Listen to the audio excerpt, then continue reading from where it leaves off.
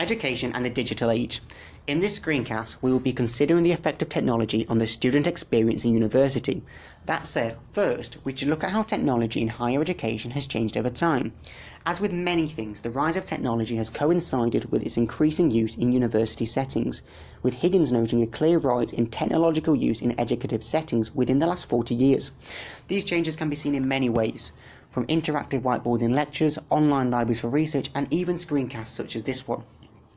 These are examples of what Lancashire and Noble call new literacies, pointing to how the way we absorb and dissect knowledge has changed with the introduction of technology. This is something they claim has become a dominant cultural theme in the way students are taught in university. For example, if a lecturer were to tell their students to look something up on Blackboard, the students would know that this doesn't mean a literal Blackboard, but rather the online version. This is an example of how new literacies have become dominant in socio-cultural practices of academic learning to an extent that we have begun to move away from more old-school practices. But how much of an effect has technology actually had? Well, whilst technology has certainly become more prominent in higher education, with universities supplying an abundance of resources and methods just for students to take advantage of, Henderson argues that this is not done in a way that allows students to take full advantage of technology, suggesting that the digital age may not be furthering the student experience as expected, and that poor planning in the application of technology leads it to be presented in a way that doesn't benefit students. But what does this mean? Surely technology can only be good for helping students. Well, actually, Crook makes a case that whilst technology is indeed useful for students in terms of absorbing information, many of these students do not appear to use it to its full capability in terms of creating their own content or ideas. This suggests that whilst universities using technology to teach is not an inherently bad thing in terms of delivering content, it may be less effective as the students attempt to form their own conclusions. So, if technology is not proven to be entirely beneficial, why is there so much emphasis on it in higher education? Well, Selwyn claimed that universities are actually guilty of overestimating how reliant their students are upon technology, using the term digital native to symbolise this dependency.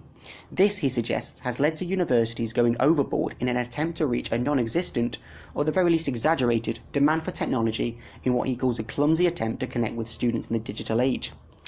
But of course, technology isn't all bad. Whilst it may not be perfect, advances in the digital age allow students to communicate with one another and the world in a way that has never been seen before. Kanuka and Kelland point to a vast amount of untapped potential of student interaction that is yet to be accessed. Everything from finding sources from around the globe to communicating ideas with peers have become far simpler tasks due to new literacies, thus allowing students to not only discuss ideas with each other through social media and discussion boards, but to also compare research from all over the world through the internet. Perhaps more importantly, students coming through higher education today can be said to be more inclined to use technology than those before them. Honeychurch claims students in the digital age have grown up with technology in a way not previously seen. And while there are claims of universities overestimating the need for technology in their establishments, Musto displays the opposite example, detailing an artificial classroom in which all sessions take place through a website, even including an AI as a classroom assistant.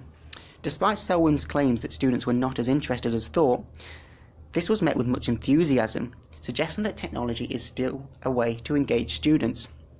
While some, such as Bowen, may say this is a negative, claiming it may result in a generation unable to properly think critically due to having all the information they need at their fingertips, this is highly debatable. Higgins makes the case that knowing where information is not enough unless it is used for a purpose.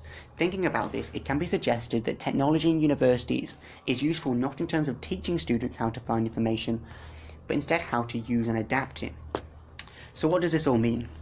As we've seen, the rise of new literacies in higher education has definitely had an effect on student learning experiences, and will probably continue to do so with the amount of technology introduced into the academic system increasing constantly. Whether this will result in a benefit for students over time is difficult to say, and will likely boil down to whether universities utilise the technology practically in ways that will clearly benefit its students, or whether they will become overly dependent upon technology in such a way that the resources are not pragmatic enough for academic use, thereby hindering progress and harming student growth.